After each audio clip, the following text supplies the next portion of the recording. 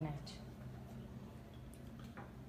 Olá pessoal, amigas e amigos, estamos aqui nesse momento, né? Hoje é segunda-feira, 17 e pouco da tarde. Vamos fazer aqui uma transmissão extraordinária.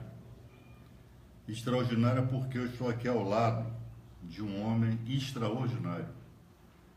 Para minha honra, eu estou aqui ao lado do almirante Otton Pinheiro, um cientista brasileiro de renome mundial, um herói brasileiro, assim eu o reputo, e o almirante, a quem vim visitar, ele aceitou, conversar conosco, conversar com todos vocês acerca do Brasil, esse país que ele tanto ama e para o qual tantos serviços relevantes prestou ao país e ao povo brasileiro.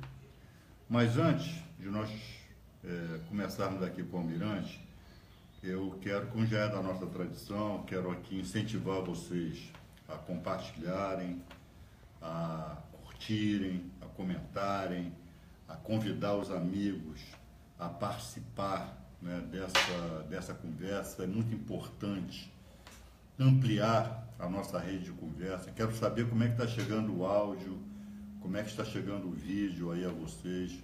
Por favor, digam de que cidade vocês estão se comunicando conosco, É muito importante para nós ter todos esses dados, para que a gente tenha uma interação mais aperfeiçoada, mais democrática, mais extensa, porque isso aqui, isso não sai no Jornal Nacional, não sai no Fantástico, não sai no Estadão, não sai na Folha de São Paulo, Este aqui é um ambiente da democracia, Infelizmente, a democracia hoje foi relegada a um plano menos do que secundário aqui no Brasil. E o que nós estamos fazendo aqui hoje é um diálogo com todos os democratas, com todos aqueles que amam o Brasil, com todos aqueles que querem um desenvolvimento brasileiro, econômico, político e social autônomo.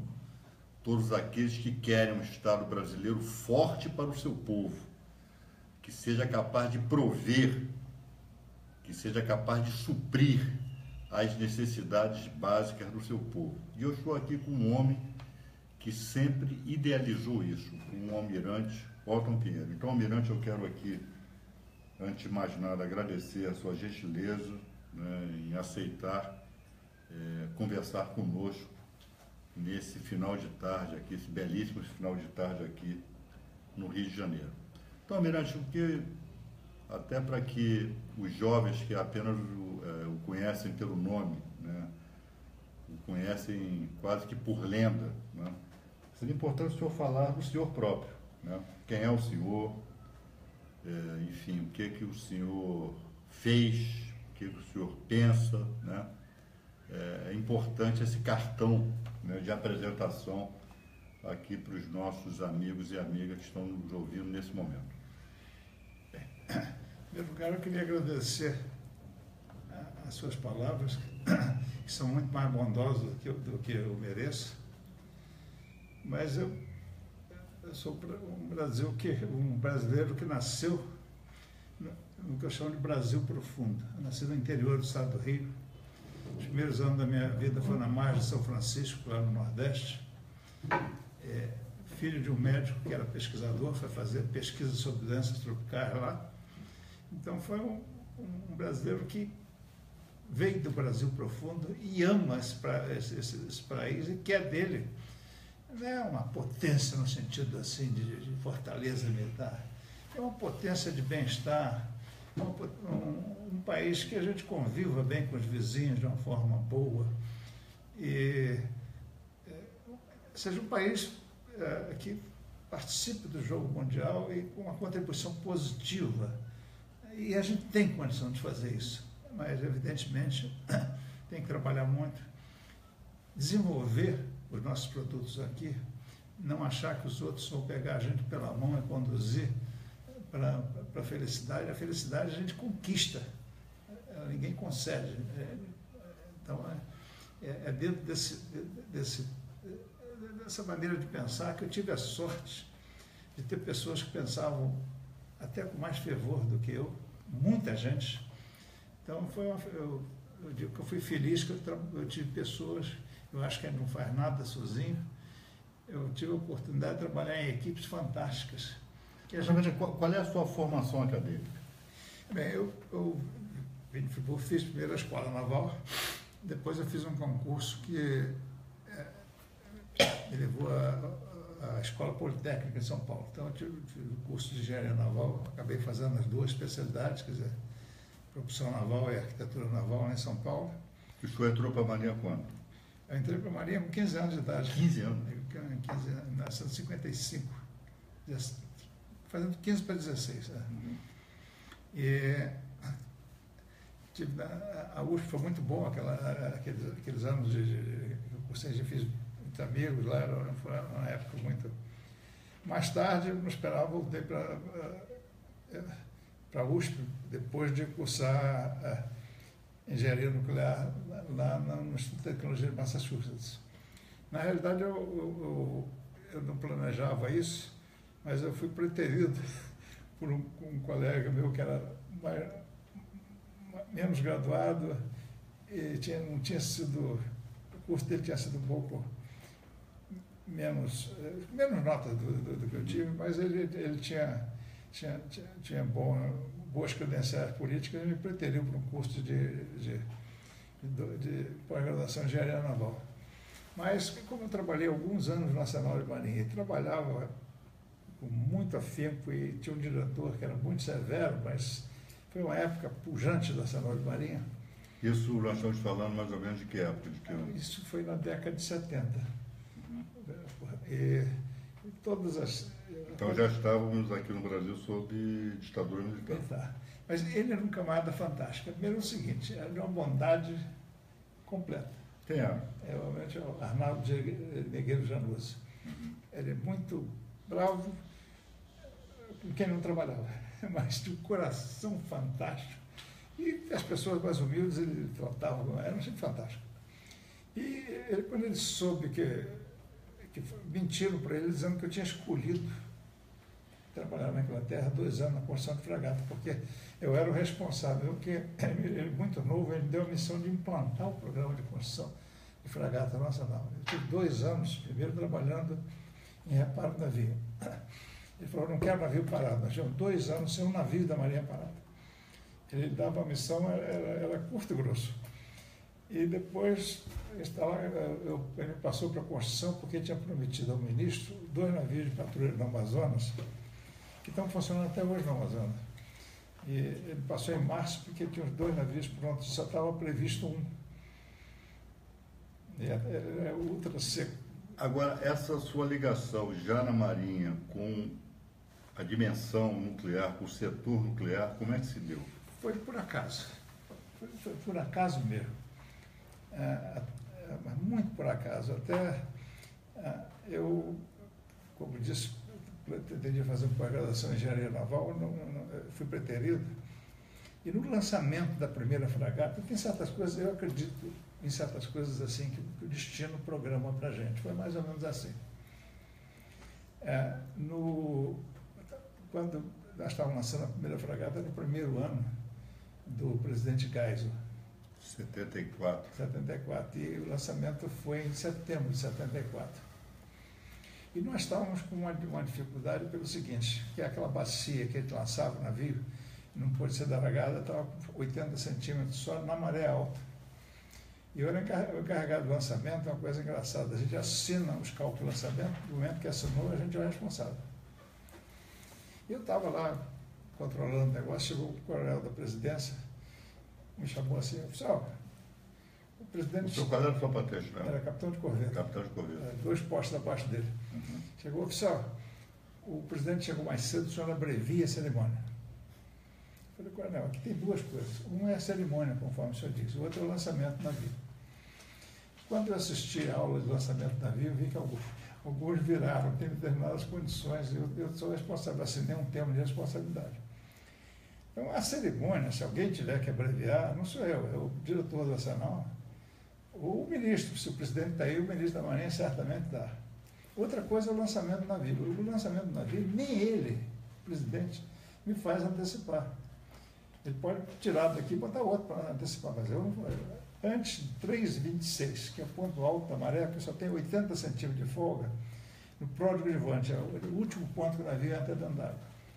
E aquilo é muito perigoso. Então tem que ser 3,26. Antes de 3,26, ninguém. Mas o coronel, com essa autoridade toda que você manifesta, se conseguir manobrar com a Lua mexe com a maré, aí a gente chega. Ele chegou, acho que. Eu estava gozando. Não, mas isso me prejudicou muito ao longo da vida, porque eu sempre fui reverente. A reverência é uma coisa que não é muito aceita no meio militar. Né? Eu sobrevivi porque tive chefes tolerantes. Mas ele saiu bravo e tinha o meu chefe do Arsenal falou, poxa, esse cara deu azar de falar com o cara mais irreverente que tem na Marinha. Mas quando eu estava vindo, tem um senhor de cabelo assim branco, perguntou, senhor, o almirante Álvaro Alberto. Tá almirante Álvaro Alberto. Está muito doente, está naquela cadeira de roda, mostrou ele para uma sombrazinha. Eu tinha feito um telhado assim para construir algumas embarcações em série. Ele está lá naquele... Mas está muito quente, só não arranja água gelada, um refresco para ele. Eu falei, deixa comigo.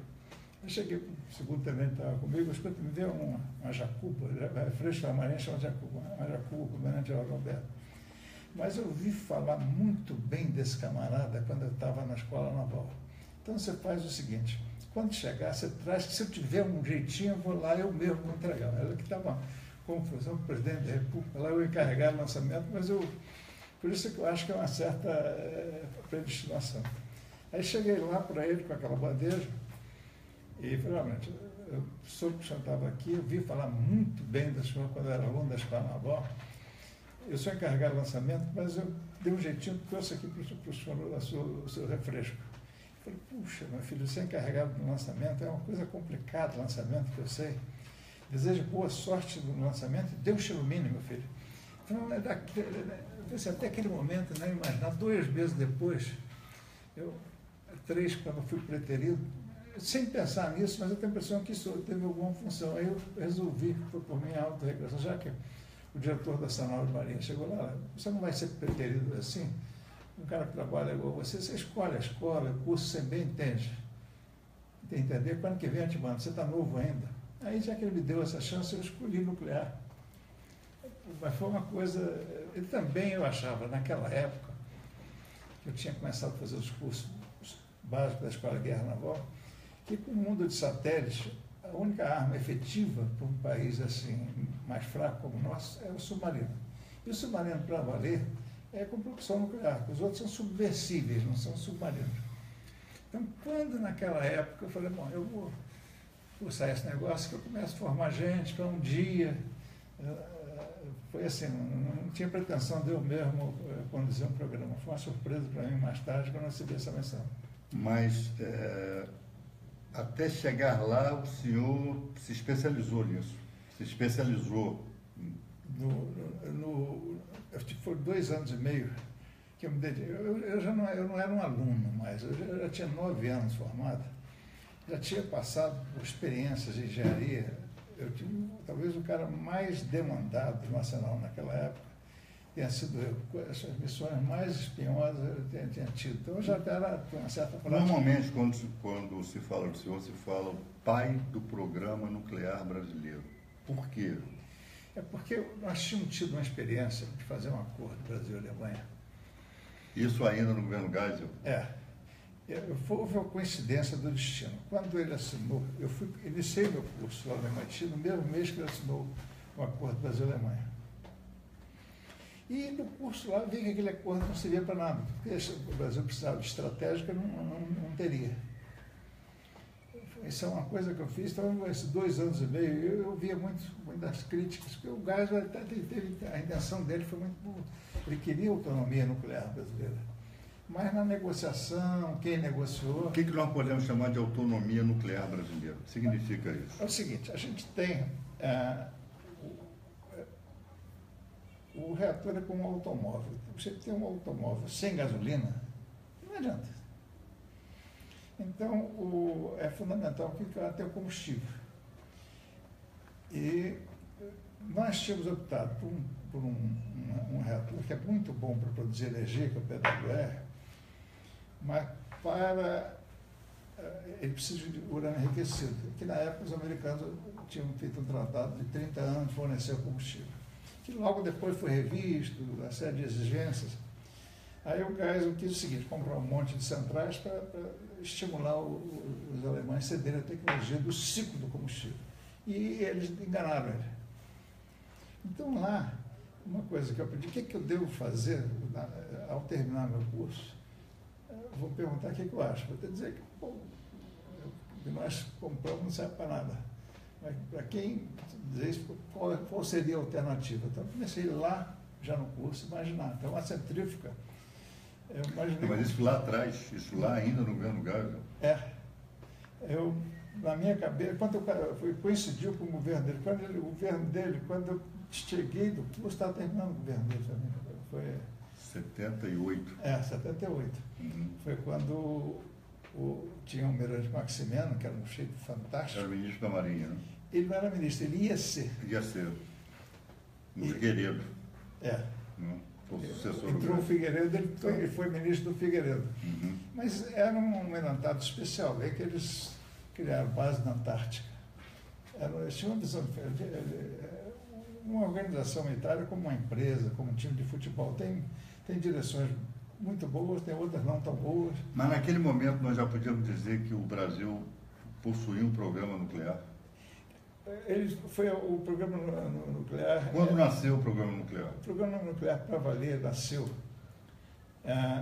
quando um colega nosso da Força Aérea demonstrou para o presidente Geisel que Quem era? Era o José Alberto Albano Amarante, o grande cientista, que demonstrou para o presidente Geisel que aquele processo de enriquecimento de urânio que tinha comprado normalmente não funcionaria direito. E conseguiu a permissão do presidente para começar a tentar fazer enriquecimento por laser. E quando eu vim, eu cheguei com a ideia de centrífuga, mas eu sugeri, em vez de começar a centrífuga, primeiro avaliar se o laser dava resultado a curto prazo, e caso não desse, a gente juntava para fazer centrífuga. E não dava? Não dava, foi os 4 meses eu consultei os melhores físicos brasileiros e cheguei à conclusão que não dava. Aí, junto com o Amarante, ele é um cara fantástico, até tem um pedaço de Dinamarca, eu botei o nome dele, que é uma coisa rara, uma força armada dá um pedaço no nome de cada da outra força. Marinha Aeronáutica. Então, começamos e 2 anos depois tinha o primeiro resultado. Eu tinha pressa de ter um resultado, porque a gente ficar toda a vida prometendo, as coisas se degradam. Então, nós trabalhamos dia e noite para lançar um tipo revolucionário da centrífuga. Era realmente, até hoje na época, muito mais. Na época o senhor pensava num artefato nuclear? Não, eu focava em produzir o combustível para o submarino, porque ninguém forneceria combustível para submarino. O Canadá tinha tentado, não conseguiu. E também eu achava que nós temos uma riqueza mineral em urânio muito grande. E aquilo que vai fazer é acabar resolvendo o problema econômico. O senhor cientificamente, o senhor dominou ou domina o ciclo do urânio? O Brasil domina. Desde 2 de setembro. 2 de setembro de 82, o primeiro tempo nós concentramos... Para deixar claro, para fazer a bomba atômica. O Brasil domina completamente. E, na realidade, a bomba não é só o... E por que o senhor nunca defendeu que o Brasil... Porque eu não sou especialista em relações internacionais, eu apenas sou, enfim, quem lê jornal, quem vê televisão às vezes, né, hoje em dia. Mas, enfim, o que eu percebo como cidadão comum é que os países detentores de arsenal nuclear são mais respeitados. Eu acho o seguinte, que eu sou um cara latinista. Quer dizer, tem gente que tem certa vergonha de ter nascido na América do Sul, não tenho orgulho de ter nascido na América do Sul. Eu acho que a gente tem que ter todas as condições para rapidamente ter bomba porque os nossos, quem vier nos ameaçar não vai ser ninguém da América do Sul. Ele tem que ter capacidade de rapidamente ter. Mas se a gente tiver, de certa forma, a gente desbalanceia um pouco o equilíbrio de poder aqui. Então, eu sempre fui favorável a ter a capacidade de ter. Tem que ter. Por quê?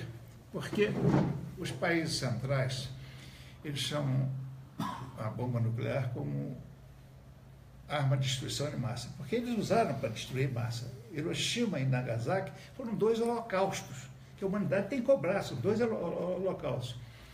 Mas ela é também uma inibidora de concentração de força. E um país só invade o outro, veio o caso do Iraque. 3 pinças, uma que veio pelo Kuwait, uma pelo Mar Vermelho e outra pelo Mediterrâneo. Ninguém concentra força se o outro é um artefato. Então, o artefato nuclear, o nome dele é arma de destruição em massa, vírgula, e inibidora de concentração de força. Então, o Brasil um dia... Podia ser ou inibidora, né? Ao invés de ser e inibidor. E ou inibidor. Inibidor. Então, o Brasil, é importante que ele tenha capacidade para, se for necessário, usar como inibidora de concentração de força que vem atacar a gente. Então, eu acho que, estrategicamente, a gente tem que ter a capacidade, que se o cenário mudar, a gente tem que ter capacidade de fazer rápido. Mas não precisa fazer porque desbalancearia um continente que a gente convive muito bem com os vizinhos. E eu acho que conviver bem com os vizinhos é uma graça. Almirante, pelo que eu sei da sua trajetória, do seu currículo, da sua história, ao longo do tempo o senhor se tornou uma referência mundial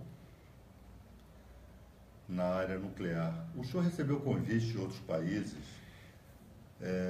e sendo bem explícito, inclusive, para construir artefatos nucleares? Não, eu recebi da Agência Internacional, logo assim que eu me aposentei da Marinha. Você se aposentou quando? Em 1994. Eu recebi do Dr. Schiffer, que era um alto funcionário lá, para trabalhar na agência. Eu falei, doutor Schiffer, se não for para inspecionar o Brasil, porque não tem sentido eu ter trabalhado num programa secreto do Brasil depois de ir lá inspecionar. O emprego era muito bom, mas eu abri mão. Falei, se inspecionar todo mundo, menos do Brasil, eu topo. Agora, lá no Brasil, eu não topo, não. E isso não interessava. Então, foi uma proposta formal. Bom, Almirante, o senhor estava com o desdobramento disso acabou por ter um desfecho infausto na sua vida. O senhor estava com um projeto de uma centrífuga. Não, eu estou vendo que a gente continua. Mas antes quando eu me aposentei da Marinha, eu fiz um concurso para ser pesquisador da Comissão Nacional de Energia Nuclear lá em São Paulo.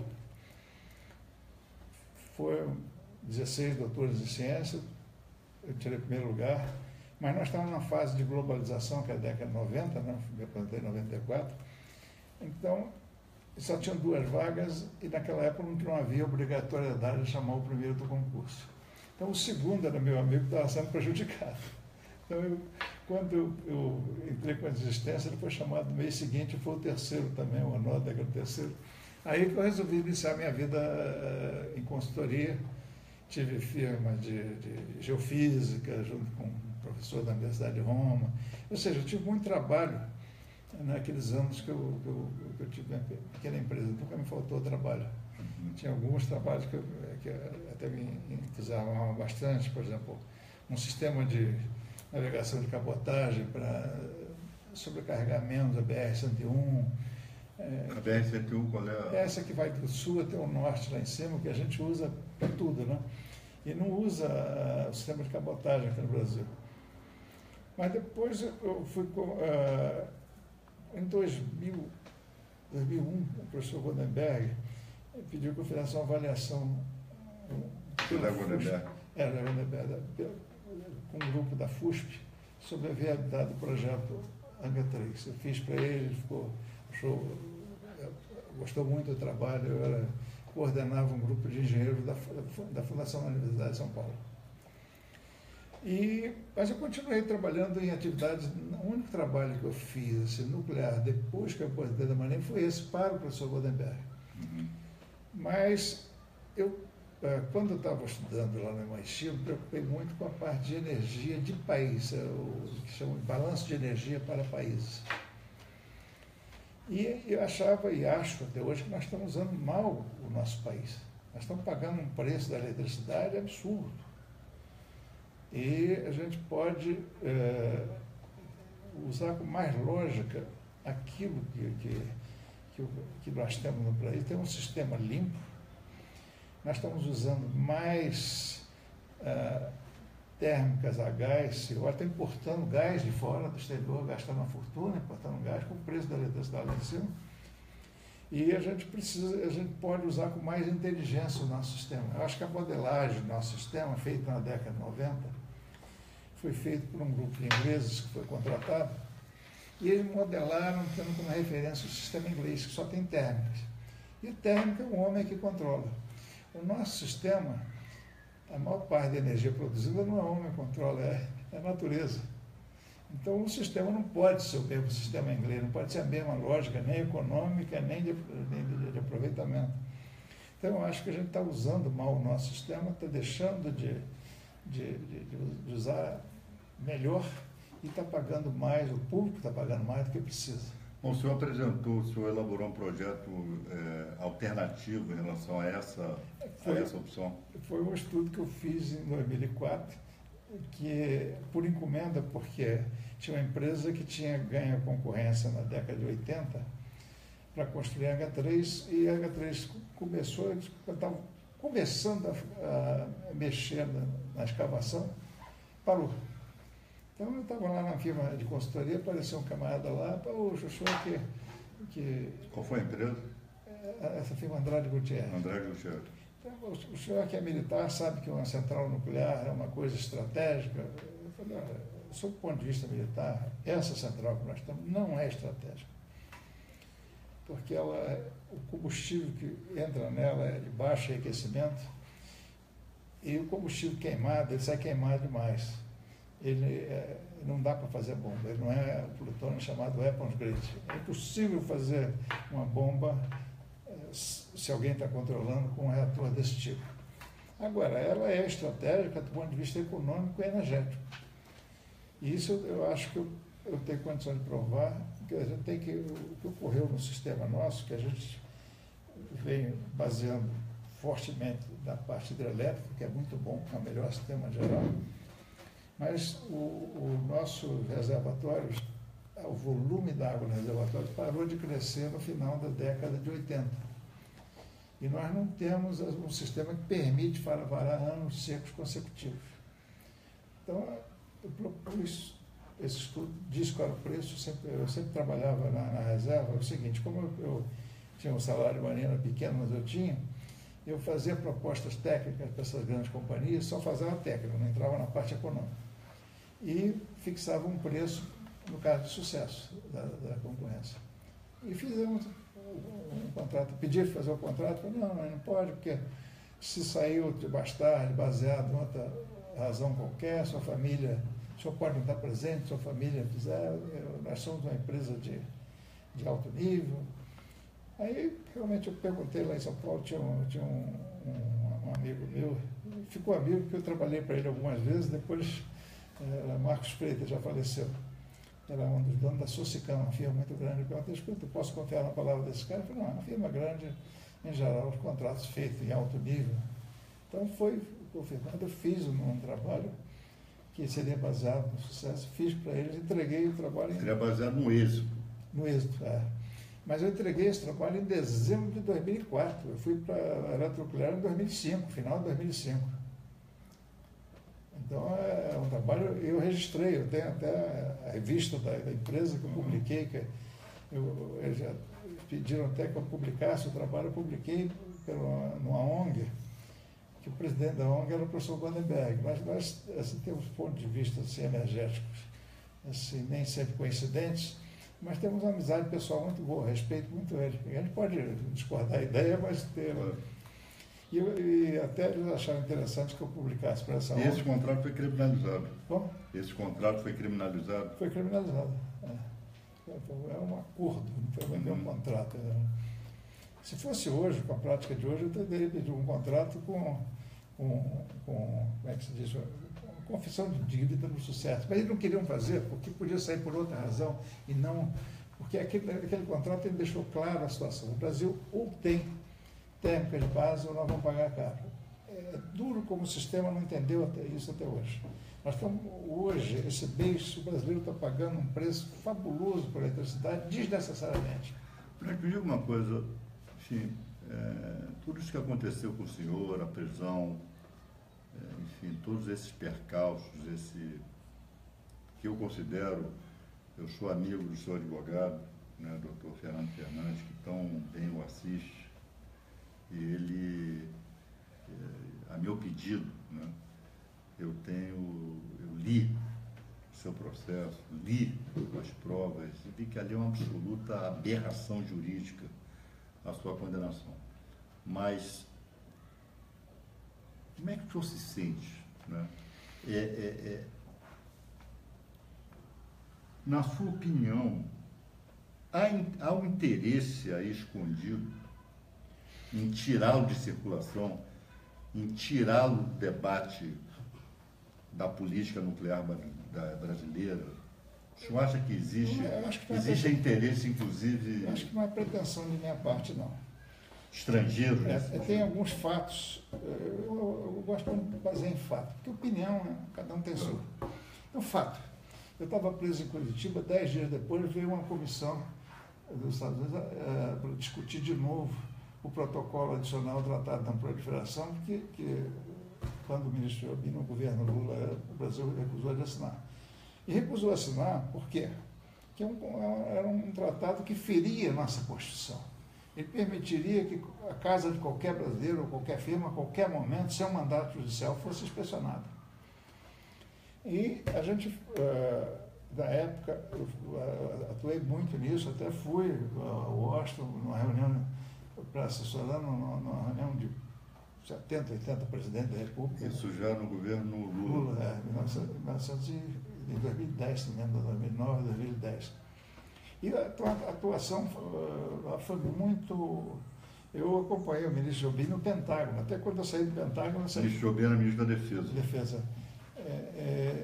Quando eu saí do Pentágono, que eu nunca esperava entrar, eu saí com uma certa premonição. Falei, vamos cobrar caro um dia, isso eu acho que cobraram. O senhor afrontou, na verdade... Eu não afrontei, eu não sou anti-americano, até eu separo as duas coisas. Eu acho que tem o povo americano e tem um sistema que hoje está instalado nos Estados Unidos, já teve instalado na Inglaterra, teve um sistema internacional que se alimenta muito da indústria bélica e na indústria do petróleo. Mas o povo americano, eu não tenho nada, eu morei lá, nesse momento que nós estamos conversando aqui, lá no Afeganistão, tem um rapaz de 24, 25 anos americano, botando a vida dele em perigo, jurando que está defendendo o interesse dos Estados Unidos, ele está defendendo o interesse de grupos aí. Então eu separo o povo americano, que é um povo como a gente, de um sistema que existe, que se explora até o povo de lá, imagina a gente. Esse é o meu raciocínio. Então esse sistema, tudo que a gente fez, de certa forma, não que a gente quisesse afrontar, que eu nunca quis afrontar ninguém, a gente quis dar meios para o Brasil, eu tenho um orgulho danado, a gente ao longo da vida criou mais de cerca de uns 5 mil empregos. Mas eles provavelmente se sentiram afrontados. Certamente, isso aí é fato. Eu tive camada do CIA que morava no andar de baixo, no edifício que eu morava em São Paulo, e tinha mais outro que morava no edifício. Então, a vida toda eu sentia que... Mas eu acho que a gente, sem querer afrontar, tem que continuar, não pode se intimidar. Eu tinha, digamos, uma das preocupações que eu tinha com o meu colega da Força Aérea, ele, de repente, teve no que aquilo que o senhor pensa de um programa nuclear brasileiro não é de aceitação dos Estados Unidos? Olha, primeiro, assim, energia é uma coisa séria. O país tem energia mais barata, tem um desempenho de sociedade melhor. E se a gente usar, não precisa de muito nuclear, mas tem que ter uma fatia para equilibrar o sistema. Se a gente usar com racionalidade os nossos meios, a gente tem energia mais barata. E a energia mais barata dá uma competitividade. E, né, internacionalmente, se um povo tem a competitividade, ele desequilibra algum. Por exemplo, a China hoje, de certa forma, está desequilibrando o mundo, porque ela passou a ser mais eficiente, vender produtos. Então, o fato de se tornar uma sociedade mais eficiente, querendo ou não querendo afrontar ninguém, mas a gente desequilibra, tira digamos, da zona de conforto determinadas grupos. Então, isso afronta. E o trabalho foi sempre, eu sempre trabalhei pensando naquilo, não querendo afrontar ninguém, não tenho inimizade com ninguém, mas eu gosto disso aqui. Mas possivelmente isso foi decisivo para o que aconteceu com o senhor. Aí eu não tenho a menor dúvida, tem alguns fatos na vida que dão. Esse, por exemplo, essa coincidência. Tem várias coincidências e também determinadas coisas que são feitas são ditatoriais. Por exemplo, foi negado o habeas corpus porque eu tinha o telefone na minha cela. Eu tinha uma cela com grade lá no Corpo Fuzileiro. Eu estive lá, eu visitei. Nunca tive. Tinha um regulamento de Marinha que permite para quem tem pessoa doente em casa ligar. Não o seu telefone, o telefone oficial de lá. E era o telefone do oficial de serviço. Tinha meio de verificar, eu fui acusado, negado ao habeas corpus com o argumento que eu tinha telefone na minha cela, que é uma grande mentira. Primeiro, o senhor tinha uma pessoa doente em casa? A minha esposa tem Alzheimer, né? Ela vem para telefonar para saber como é que está, como é que passou o dia, para a cuidadora, né? Uhum. E foi negado baseado numa mentira. Aquilo é uma mentira. Outra mentira que quando eu estava preso em casa, eu entrei em contato com a empresa. Mentira. Nunca mostraram nada. O jeito escreve que é aquilo e fica. E vira verdade. Né? Vira verdade. É muito difícil de ver num sistema que o camarada diz uma coisa e vira verdade. Mirante, nessa injustiça que se abateu sobre o senhor, eu considero não só eu, milhares de pessoas, um perseguido político. O que mais o indignou? O senhor está com quantos anos? Agora, quase 79, 78 lá vai Pois é, o senhor foi condenado a 43 anos de prisão. Né? Isso por si só. O senhor veja só, por exemplo, sem aqui... o Brasil é um país em que nem 8% dos homicídios são apurados. Né? Uma das coisas que mais me indignou, o senhor tocou num ponto. Sim. Tem um quadradinho. Quando eu estava preso em Curitiba, tinha são 5 dias de prisão temporária para depois converter em prisão preventiva. E foi consultado o Ministério Público. Eu tinha sido convidado 2 vezes pelo seu Janot, quando ele era da Escola Superior do Ministério Público. Eu fui convidado 2 vezes para painel de debate. Uma das vezes ele me chamou de cidadão ilustre. Pois é. O futuro Procurador-Geral da República. No parecer dele, ele me conhecia, tanto é que uma vez me chamou de cidadão ilustre, mandou passagem para ir de São Paulo para lá. O parecer dele foi o seguinte, que eu, nas ruas, representava um maior perigo para a sociedade do que um criminoso comum. Quer dizer, eu fiquei indignado, eu li esse parecer, eu tenho esse parecer guardado. Então, quem tiver dúvida, eu tenho esse parecer. Então, dizer que eu, na rua, sou mais perigoso que o criminoso comum é uma atitude midiátrica e desonesta. Mirante, o senhor, enfim, uma das coisas que falam acerca dessas operações é envolver familiares para pressionar o preso, para pressionar o acusado. Aconteceu isso com o senhor, né? Colocaram a sua filha. Assim. 14 anos, minha filha. Foi um trabalho que eu tinha feito, falei, pode receber que esse é o trabalho feito. E deu 14 anos, é um absurdo. Então, ou seja, pressão. Mas como não tem nada, aquilo que eu fiz é o que eu disse. Gente, o senhor provavelmente... O senhor, por favor, estou falando coisas que eu sei que são delicadas, que doem, que machucam, mas é importante que as pessoas tenham conhecimento. O senhor, obviamente, sou um homem bem informado, só acompanhou o que aconteceu com o reitor da Universidade de Santa Catarina. E o senhor me pediu reserva em relação a isso foi noticiado na imprensa. O senhor tentou a mesma via. Assim, o senhor faz um paralelo Eu fiquei indignado na hora por causa do negócio da minha filha. Aí eu pensei em tirar cordões de 3 calções, eu estava achando que estava escondido, fazer uma cordinha para mim, mas teve um oficial lá que observou pela televisão, foi lá, revistou e mais 10 minutos ela chegava atrasada. Uhum. Não foi assim vergonha, não, foi revolta. Eu queria chamar a atenção. Eu imagino que ele deva ter que chamar a atenção, revoltado com o que ocorreu com ele. Fizeram uma indignidade com ele. Primeiro, o senhor é um homem com uma folha de serviço impecável, serviços prestados ao país. Que, aliás, essa folha de serviço serviu de agravante. Eu não sou penalista, não sou criminalista, mas o pouco que eu me lembro das aulas de direito penal que eu tive, isso deveria servir de atenuante. Até para o cidadão comum. Não. Vamos imaginar, o que não é verdade, né, que o senhor tivesse culpa provada nesse processo, coisa que não aconteceu e não acontece. Trata-se de perseguição mesmo. Como é que o senhor...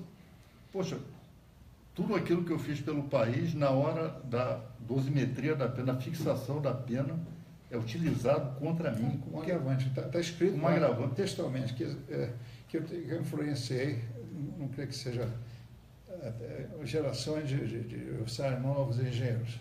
Então, eu devia saber o que é certo. Como se eu devia fazer isso certo, na opinião dele, fiz errado, isso foi um agravante. Então, é a primeira vez que eu ouvi falar, pode ser que tenha havido, que quando chegou a exceção, qualquer coisa, mas que o sujeito reconhece que é bons antecedentes e diz que eu influenciei. Não são bons antecedentes, Almirante. Não são bons antecedentes. Mas virou... É uma folha de serviço prestada ao país. Virou contra. Eu não chego a dizer que foi porque na equipe que eu trabalhava, a gente, pessoal, civis e militares, trabalhavam com tanto fervor que eu fico até com vergonha de dizer que é uma folha de serviço, que eu acho um desrespeito ao engajamento deles também. Porque foi... digamos, foi uma experiência de vida fantástica trabalhar com aquelas pessoas. São pessoas que, até 3 anos atrás, nós tínhamos 2 almoços em São Paulo, pessoas que já não estavam lá, iam de 80 a 120 pessoas, porque a gente sentia um clima naquela época, um clima de engajamento, de desafio. Pelo país, né? Pelo país, e que unia muita gente, né? Mas o senhor já... Para nós encerrarmos a nossa conversa, o senhor está vivendo a liberdade nesse momento, graças, em larga medida, ao trabalho competente do seu Fernandes, sem dúvida. Fernando Fernandes. O senhor está tendo a oportunidade de cuidar da sua esposa? Todo dia ela está mais calma. Uhum. Segundo a cuidadora, minha filha, ela deu uma... E uma coisa que me indignou muito é o seguinte: o Ministério Público ir no médico da minha mulher para pegar os dados lá, que para mim o sigilo médico é sigilo. Eles foram lá e pegaram da enfermeira e obrigaram ela a dar ficha. E até depois, quando eu estava preso em casa, o médico perguntou: escuta, ela deu a ficha, não era para dar, porque a lei não o que eu faço? Despeço ela? Eu falei, não despede ela, porque poxa, uma moça lá, ela não sabe legislação. Chega um camarada da polícia, do Ministério Público, obriga ela a dar, ela dá. Claro. Então, por favor, não faça isso, não, que eu vou ficar com a consciência tranquila. Explica para ela que ela não é para dar, mas não despede ela, não é o caso. Mas isso aí é uma truculência, isso é um absurdo. Foram lá, obrigaram o moço a dar a ficha para ver se é a mulher. E também não adiantou porque não levaram em consideração. Mas esses são os dias que nós estamos vivendo mesmo, infelizmente. Dias que nós pensávamos que tinham ido embora e voltaram. Mas, Almirante, mais uma vez eu lhe peço permissão, mas o senhor teve um câncer, um melanoma detectado no momento que o senhor estava confinado lá naquele quartel. E assim, como é que o senhor está hoje? Graças a Deus, bem, foi feita a biópsia, 4 biópsias, né? E não teve metástases. Estou fazendo aí minha filha todo dia troca o curativo, mas tudo parece que está caminhando direitinho. Mas eu acho que ainda tem uns anos aí pela frente. E o senhor ainda planeja alguma coisa para o país, Almirante? Eu estou trabalhando, eu acredito muito nessa tipo de turbina, hidroturbogerador de baixa queda. Era nisso que eu estava trabalhando antes. Que eu nunca devia ter parado, fui para lá, foi uma grande bobagem na minha vida. Então eu estou voltando a trabalhar nisso, porque eu acho que isso aí a gente vai botar energia elétrica barata em locais isolados do país. E agora, esse meu parceiro, que é um grande parceiro, o Leone, que se ele fizer uma lista dos 10 melhores engenheiros do país, se fizer uma lista honesta, ele entra nela, que era fantástica. Qual é o nome dele? Paulo Leone. E ele viu que o miolo também serve para pequenas eólicas. Então a gente realmente está com um projeto que... Primeiro esclarece isso, porque o professor é leigo aí, não entende dessa... Para energia eólica, para vento também. Ou seja, onde tiver queda d'água baixa, pequena, a partir de 1,10 m. Tem uma turbina. Essa hidroturbina permitiria... Permite como se fosse uma grande queda. Aproveitar mesmo pequena queda, porque o material que tem muito mercado é para grandes quedas. E essa é um projeto de vanguarda, é high-tech. Mas foi que beneficiaria, sobretudo, aquela população mais...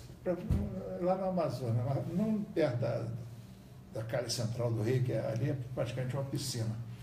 Mas para cada afluente, tem uma distância de 2/3 da calha central, tem água dessa. Então, no meio da floresta, o cara vive no anonimato, desgraçado, não tem uma energia, não tem um rádio que ele passa a dar uma condição de vida diferente ao camarada. E também pequenos aproveitamentos rurais. Meu Almirante, olha, então, está dando para entender por que esse homem ficou confinado, está dando para entender por que ele é perseguido. É um herói brasileiro. E é isso que está acontecendo aqui no Brasil. E nós vamos ficar de braços cruzados. E quem está fazendo isso hoje não tem coturno, não tem baioneta calada. É o sistema de justiça brasileiro.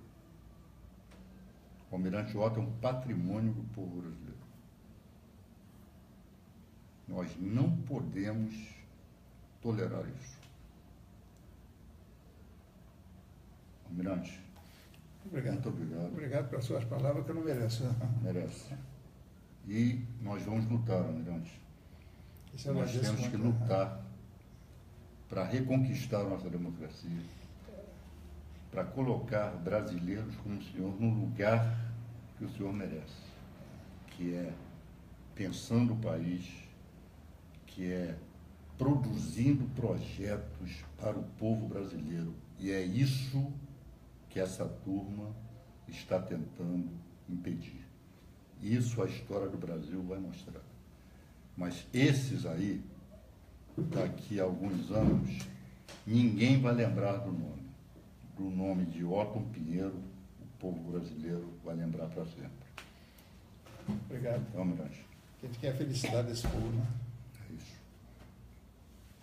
Pessoal, papo já se adiantou, o Almirante tem que descansar. Obrigado aí mais uma vez aí